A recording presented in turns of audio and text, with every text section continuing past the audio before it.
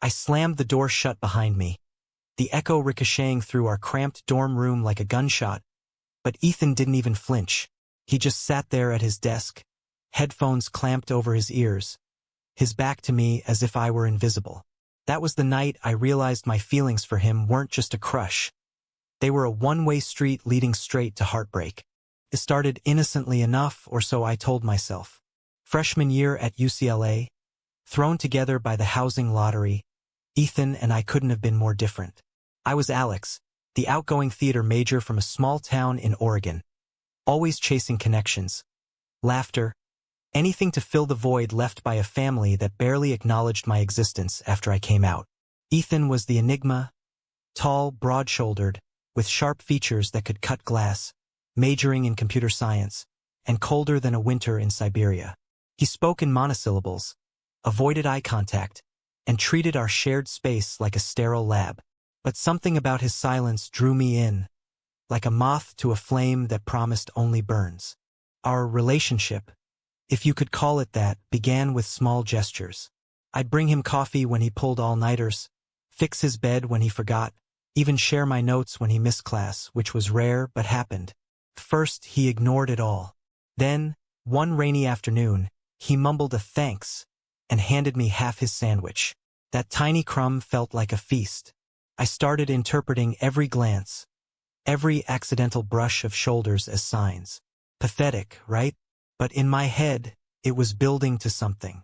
I convinced myself that under that icy exterior was a guy who needed someone to thaw him out.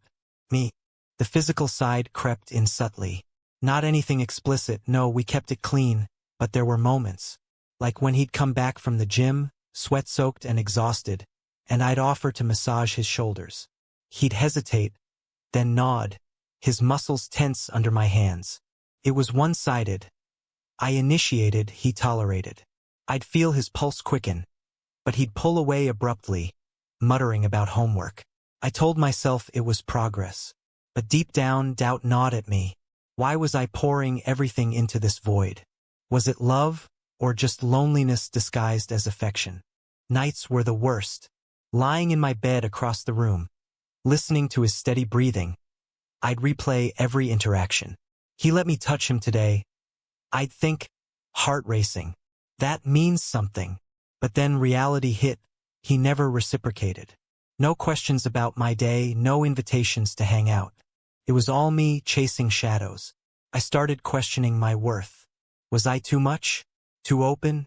In a world that still judged guys like me harshly, especially in conservative pockets of campus, I wondered if Ethan was ashamed. Or worse, if he was straight and I was deluding myself. One evening, after a particularly grueling rehearsal where the director ripped into me for not embodying authentic emotion, I came back drained. Ethan was there, typing furiously. I collapsed on my bed, staring at the ceiling. "Rough day?" he asked, without looking up. It was the first time he'd initiated conversation in weeks. My heart leaped. "Yeah," I replied, voice cracking. "Feels like I'm faking it all the time." He paused, then said, "Everyone fakes it." That cryptic response lingered in my mind all night. What was he faking? His indifference? Or something deeper? The next morning, I woke to the sound of the shower running. Ethan had a routine, quick, efficient, in and out in 5 minutes. But that day it dragged on. 10 minutes, 15. I knocked, worried. "You okay?" No answer. Panic bubbled up. What if he slipped? I pushed the door open a crack, steam billowing out. He was just standing there under the water, head bowed. No movement. My mind raced. Was this depression? Something worse? I closed the door quietly, heart pounding. That image haunted me. Why so long? What was he hiding? As days passed, the showers became longer. I timed them secretly, 20 minutes, 30. He'd emerge red-eyed, skin pruned, avoiding my gaze. I wanted to ask, but fear held me back. Instead, I ramped up my efforts, cooking meals, leaving notes, one-sided as ever. But now, curiosity mixed with concern. What was happening in that bathroom? It felt like a barrier, a secret fortress I couldn't breach. Society's whispers didn't help. Friends teased me about my crush on the robot. He's probably straight, Alex. Don't get hurt. But I couldn't stop. In group chats, debates raged about campus inclusivity, pride events versus backlash from frats. I felt exposed, vulnerable. Was pursuing Ethan worth the potential rejection? The inner turmoil grew. Love him or let go? Each prolonged shower amplified my doubts. By the end of that week, I confronted myself in the mirror. You're pathetic, I whispered. He's not interested. But then he'd flash a rare smile and hope reignited. The cycle was exhausting. Little did I know, those showers held the key to unraveling everything. The tension in our room thickened like fog over the Pacific, suffocating yet invisible. I'd lie awake, replaying the sound of water cascading endlessly, wondering what demons Ethan wrestled under that stream. My one-sided devotion deepened into obsession, every unreturned gesture a dagger twisting in my chest. Classes blurred into a haze. In theater, I channeled my turmoil into roles. Star-crossed lovers, betrayed souls, drawing praise for my raw intensity. But offstage it was agony. Ethan remained distant, his responses clipped. Yet the physical closeness persisted.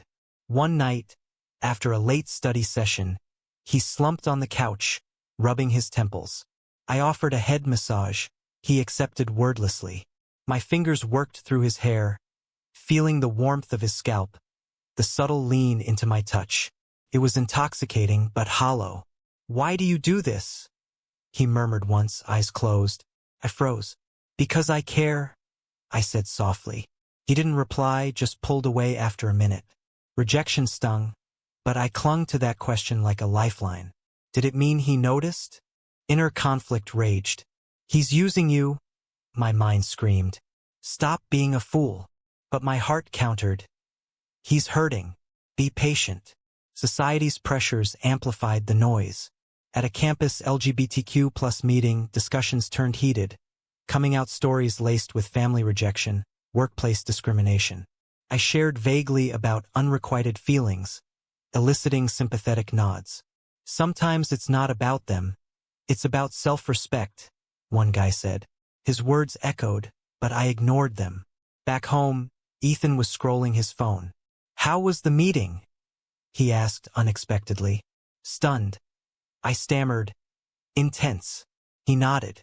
Could you have that? Was that envy? Pity? The showers escalated. 40 minutes now. I pace outside, knuckles white. Once, I heard a muffled sob through the door. My stomach dropped. Ethan, I called. The water shut off abruptly. He emerged, towel-clad, face impassive. What? Nothing, I lied. But inside, questions swirled. Was he crying? Over what? Childhood trauma? Lost love? I imagined scenarios, abusive parents, hidden sexuality, each more dramatic than the last. It fueled my determination. I started leaving self-help articles on his desk, disguised as interesting reads. He never mentioned them. A turning point came during midterms. Stress peaked. Ethan isolated more. I found him staring at his laptop, screen blank. Talk to me? I pleaded internally, but aloud. Need help. He shook his head. That night I couldn't sleep. The shower ran for an hour. I burst in, steam everywhere. Ethan hunched, water pounding his back.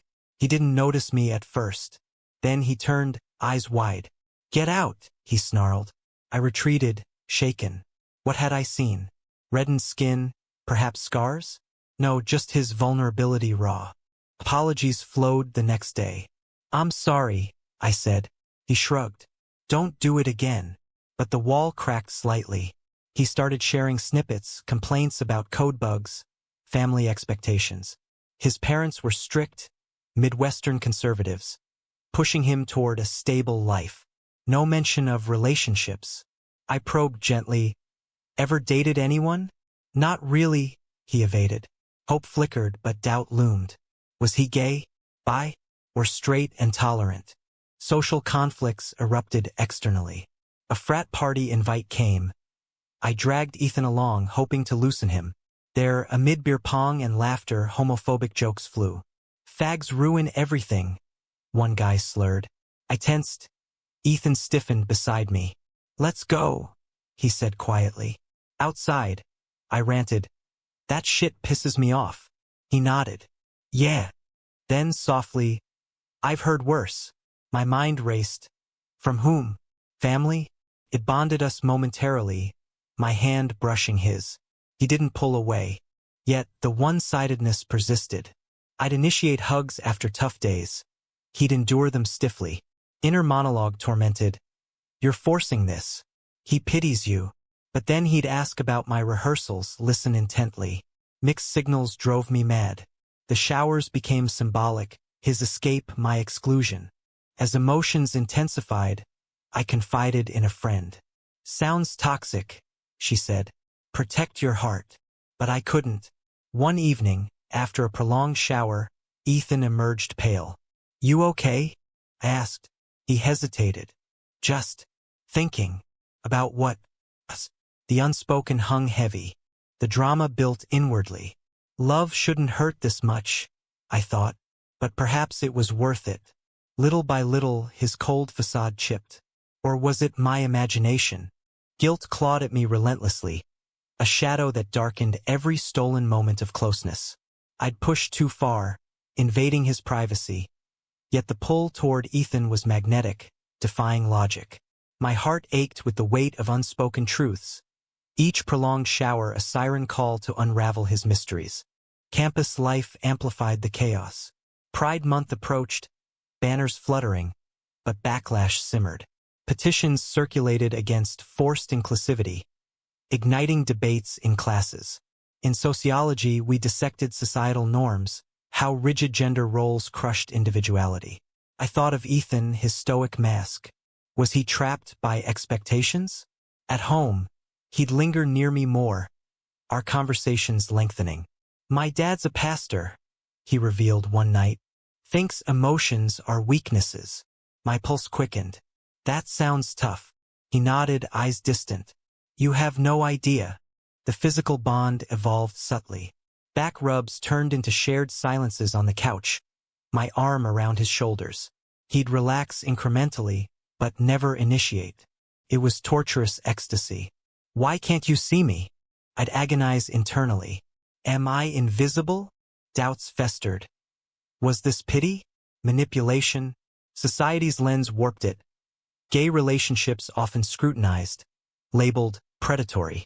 Friends warned, "Don't assume he's into guys." But signs mounted. Averted gazes at girls, discomfort at straight couples. A crisis hit when his parents visited. I hid in the library but overheard later. "Who's your roommate?" His dad boomed. "Just a guy," Ethan replied flatly. "Hope he's not one of those types." The slur hung implied. Ethan changed the subject. When they left, he was withdrawn. That shower lasted 50 minutes. I confronted him post-emergence. "Your folks seem intense." He sighed. "They are." Then vulnerability. "They'd disown me if." He trailed off. "If what? Gay?" My mind screamed for clarity. Inner turmoil peaked. "Confess," one voice urged. "Run," another countered. I chose midway, more care. Cooked his favorite pasta from a family recipe. He ate gratefully. "This is nice," he said. Our knees touched under the table. Electricity sparked, but he pulled back first. External conflicts escalated. At a pride rally, counter-protesters shouted slurs. Ethan joined me unexpectedly. "Why here?" I asked. "Support," he muttered. A rock flew. Chaos ensued. He shielded me instinctively. Adrenaline surged. Back in the room, bandages on scrapes, tension crackled. "Thanks," I whispered. He met my eyes. "Anytime." Was that affection? But the one-sidedness gnawed. I'd pour out my soul in late-night talks. He'd listen, share minimally. "Open up," I'd plead silently. The showers symbolized his barriers. Endless water washing away pain I couldn't touch. A bombshell dropped via overheard call. "I can't keep pretending," Ethan said to someone. It's eating me alive. My heart shattered. Pretending what? Straight? Indifferent? I retreated into myself, feigning normalcy. But emotions boiled. Betrayal, longing, rage. As feelings intensified, a heated argument erupted. Why are you so closed off? I snapped after another marathon shower. He glared. Not your business. It is if I care. Silence. Then, you shouldn't. Knife to the gut. Reconciliation came slowly. He apologized vaguely. We hugged, him initiating for once. Hope reignited, but shadowed by fear. What secret lurked in those showers? The drama deepened inwardly. He's worth the pain, I convinced myself. But was I sacrificing too much? Betrayal's sting pierced deeper than any rejection, fueling a storm of resentment and yearning that threatened to consume me. Ethan's walls seemed impenetrable, yet cracks appeared, teasing possibilities that tortured my soul. Every unreciprocated touch amplified the agony, turning love into a battlefield of the heart. The rally aftermath lingered. Bruises faded, but emotional scars deepened. Ethan grew more attentive, asking about my family, sharing coding triumphs. My sister's the only one who gets me, he confided. She's out, proud lesbian. Revelation hit like lightning. That's great. He nodded. Dad hates it. Puzzle pieces shifted. His coldness a shield against familial bigotry? Physical intimacy teetered on edges. Shoulder leans became lingering embraces after stressful days. I'd feel his heartbeat sync with mine, but he'd disengage abruptly. Too much, he'd mutter internally, I imagined. My mind raced. Push harder? Pull back. Society's hypocrisy fueled fury, celebrating straight romances while vilifying ours as choices. A campus scandal erupted. A gay professor outed, facing harassment. Debates raged online, Ethan engaging anonymously. I discovered his posts defending LGBTQ+ rights fiercely. Why hide? I thought. Confrontation brewed. After a shower nearing an hour, he emerged exhausted. We need to talk, I said. He tensed. About us. Silence stretched. There is no us, he whispered. Devastation crashed. Why let me close then? Tears welled. Because I can't help it. Confessions tumbled. I'm gay, Alex, but terrified. Family rejection loomed large, disinheritance, exile. His showers? Rituals to numb panic attacks, water-drowning thoughts. It started after coming out to a friend who betrayed me. Heartbreak mingled with empathy. I get it, I said, but inwardly, why use me as a crutch? Emotions exploded. It's been one-sided torture, I yelled. He flinched. I'm sorry. I didn't mean to lead you on. But had he? Touches, glances. Intentional? Argument escalated. Accusations of emotional manipulation, defenses of self-preservation. Society forces us into hiding, he countered. Not an excuse to hurt others, I retorted. Reconciliation dawned painfully. We talked for hours, peeling layers. His childhood. Sermons condemning sinners. Suppressed feelings. Mine. Quiet acceptance turned indifference. Bonds formed through shared pain. But controversy stirred. Friends divided, some called Ethan selfish, others empathetic. Forgive him? One asked. Inner debate raged. Love conquers? Or self-respect first? As feelings overwhelmed, a kiss almost happened. Charged moment, lips inches apart. He pulled away. Not ready. Frustration peaked, but understanding grew. The showers shortened slightly, symbolizing progress. Yet doubt persisted. Could he change? Would society allow it? Forgiveness felt like swallowing glass, sharp and irreversible, yet necessary to heal the fissures in my soul. Ethan's revelations reshaped everything, turning resentment into a complex tapestry of compassion and caution. The weight of his secrets crushed me, but also liberated, forcing confrontations I'd long avoided. Post-argument, our dynamic shifted dramatically. Ethan initiated more coffee runs, study sessions. Physical barriers lowered. Hugs lingered, hands intertwined during movies. But the one-sided echo remained. I still yearned deeper. Patience, I mantraed internally. He's healing. Societal clashes climaxed at a family dinner Ethan invited me to, virtually, via video call. His parents grilled me. What do you study? Theater drew sneers. Frivolous. Ethan defended. It's passion. Tension crackled. Later, he confessed. That was for you. My heart swelled, but fear lingered. Will he ever fully commit? The showers transformed. Now he'd emerge and talk about fears, dreams. One night, he shared, the water helps me process. But with you, I don't need it as much. Epiphany struck. His routine wasn't escape. It was survival. It changed me. From pursuer to partner, understanding trauma's grip. Emotions crescendoed in a heated debate with friends. He's stringing you along, one insisted. No, he's fighting demons, I countered. It sparked controversy. Is staying with someone unready selfish or supportive? Online forums buzzed with similar stories, dividing opinions. Climax arrived during a storm, literal and metaphorical. Power out, we huddled, sharing blankets. Vulnerability peaked. I love you, he whispered. Shock, joy, terror.